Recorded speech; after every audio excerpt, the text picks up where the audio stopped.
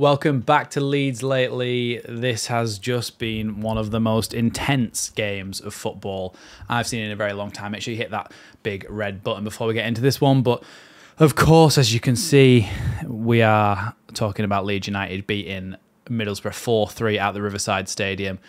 What a game of football for the neutral.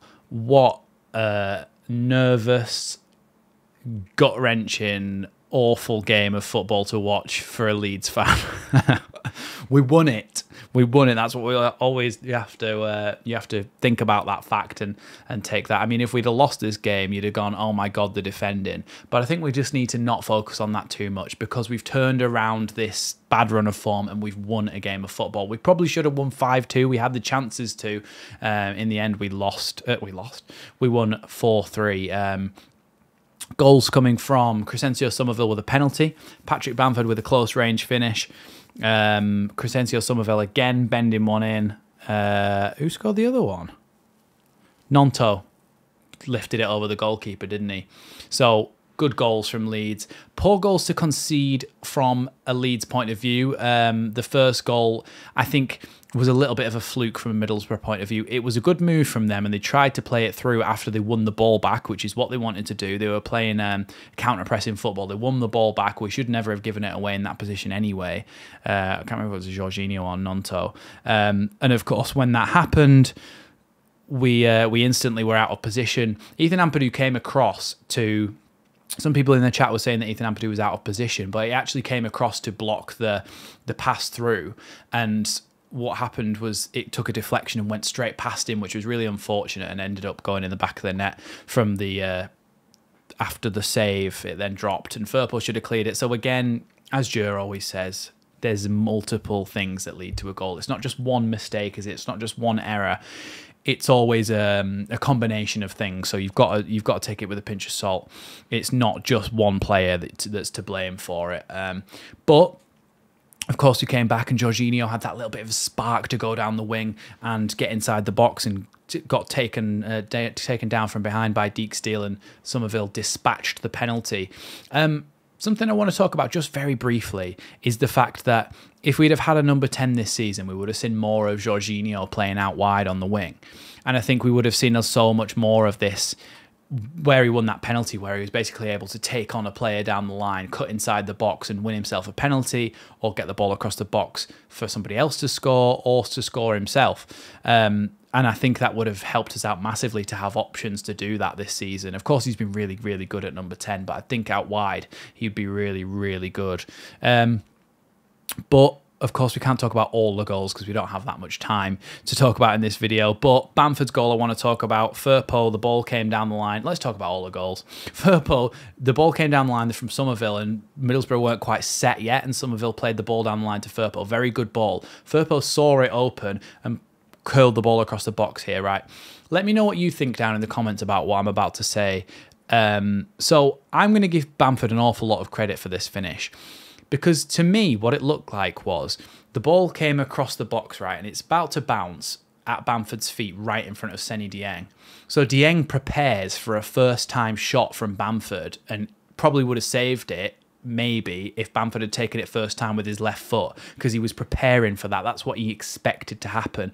But what Bamford did is almost like hesitated slightly with his left foot, so he didn't take that shot, and actually let the ball bounce and then chested it in, or sort of kind of stomached it in.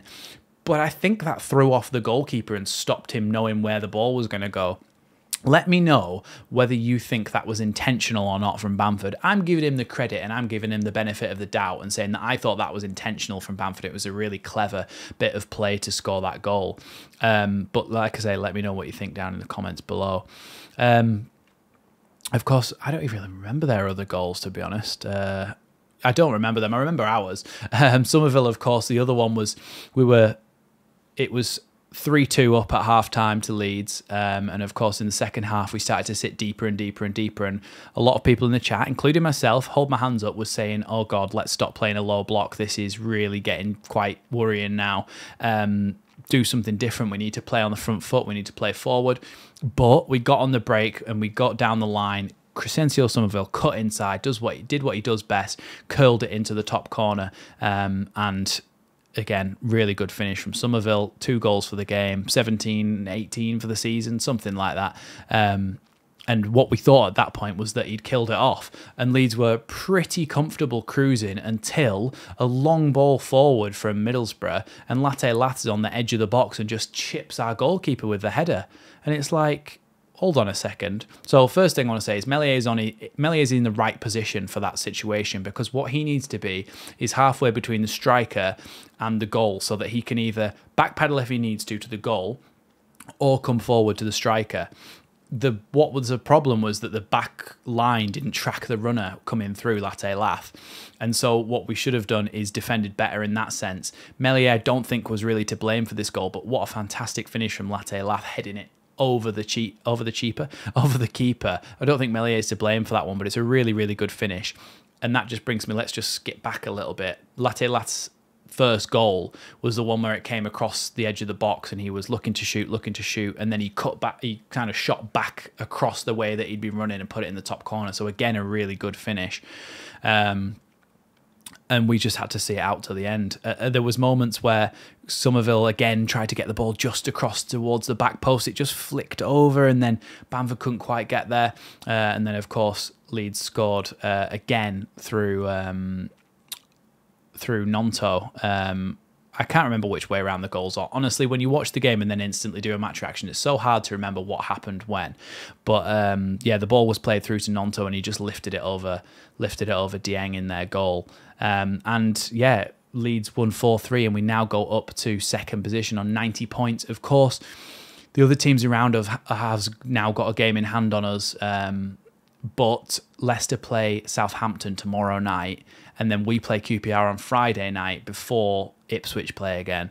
So it'd be interesting to see what the shape of things is by then, because we could be on 93 points by Friday night or Saturday morning, and Leicester could have only picked up 1 point and be on 92, and it's just... honestly, and then it all comes down to the last day, which we thought it might do anyway at the start of the season. We thought it might do, and it's looking like it might be the case, and we have to beat Southampton at home to go up. So it's going to be very stressful, but I'll be here every step of the way, live streaming, match reacting, doing all that good stuff. So make sure you stay subscribed to the channel. Thank you for watching Leeds Lately. Very, very stressful. Let me know what you thought of the game down in the comments below, because again, that was a real barnstormer, and Leeds have managed to win 4-3.